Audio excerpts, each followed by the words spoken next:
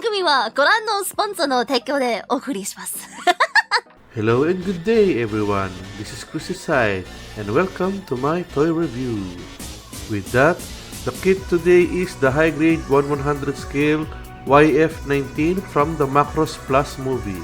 Now, Macross Plus has always been my favorite Macross series in the entire Macross franchise. And if you are going to watch it, there are two versions of it. One version is the 4-part OVA and the other version is just one movie. Now, if anyone asks which one is the right one to watch, I would suggest watch the 4-part OVA first for information dumping, and then watch the one movie version because there are no censored there. And also, I do think that it's the canon story, because in the 4-part OVA, there's so many things have been changed that I don't think it's canon anymore. Now, before I do the review, let me just give a tip first. Regarding the PC7 polycaps, I would highly recommend that you just glue them. To my case, it keeps on popping out whenever I do the transformation, so I guess to lessen the headache, let's just glue it. Now on this one, I would suggest that you do proper sanding on both inside and outside of the interior, because later on when you try to pull it out for the Gerwalk mode, the connection is too tight that you might just accidentally crack it when you try to pull it out. And that's what happened to mine, sadly enough. Comes with 2 closed fists and 1 punching effect parts, 2 open hands, and 1 trigger finger hand, and also 1 rifle, and 1 shield. And now, there has been many attempts of Bandai in making the Valkyrie fighters in their transformation without parts forming, like the one they did with Macross Frontier and Macross 1. The Macross Frontier plastic model, I believe, is a successful recreation of the Valkyrie fighters in transforming without any usage of parts forming. Sadly, I haven't bought one, so I have no experience of the Macross Frontier kits. Now, on to the first Macross. I do have experience of it, but the way how to combine the hands is so annoying that I just attempted to glue it all. But both did do great in transforming without the usage of parts forming. But in this another attempt of Bandai, I really think parts forming is the proper way to do it because of the scale of the figure. Also, the price is almost the same like a high-grade Gunpla, so I think it's okay. That it is a parts former, I meant. With that, let's go to the articulation.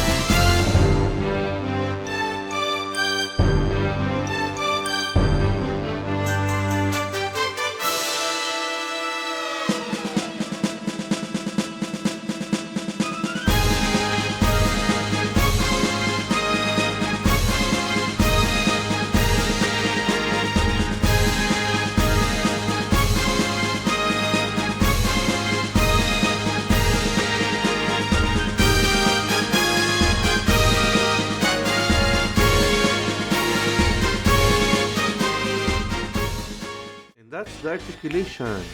As you can see, no parts are suddenly falling apart, and it can do the articulation without any issues, except for the back armor for preventing the backward posing of the leg. But besides that part, it can do dynamic poses if you wanted to. Also, this articulation somewhat shares with the Gerwalk mode. With that said, let's go to Gerwalk mode.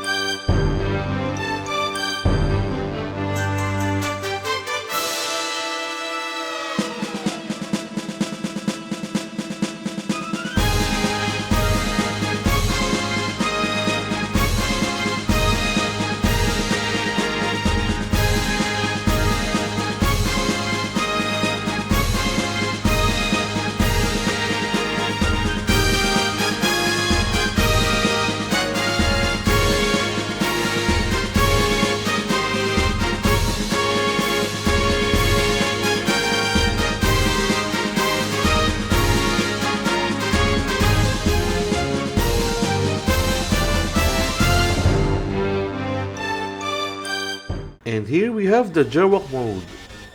Like I said from earlier statement, I accidentally cracked the leg part, hence I can't do the pull out leg part exposed thing.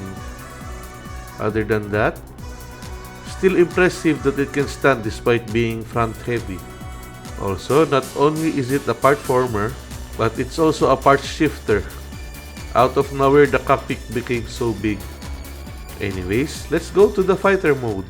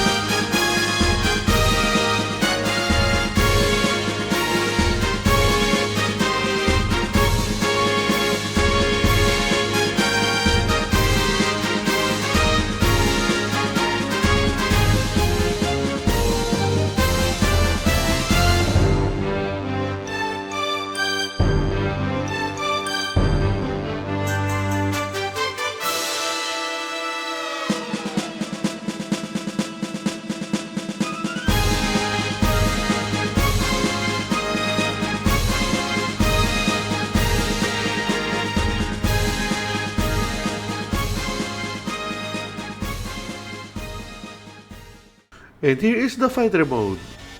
What can I say? It looks really awesome. Almost wanting me to buy a second kit just so I can pose it in both Battroid mode and fighter mode. And no love for Gerwalk mode. Also makes me wonder if Bandai will make a fast pack and full booster for the kit. But then again, it might be a P Bandai, so yeah. Well then, let's go to size comparison. Master Grade Gundam H1 Normal, High Grade Black Knight Squad Rudrowa, Legend BB Knight Gundam, Nendoroid Ozora Subaru, Papa Parade Ozora Subaru, Figma Shiranui Flare, Sosai Sojo Teien Madoka, Moderoid Super Wizard, and 30 MDLX Nemesis Prime.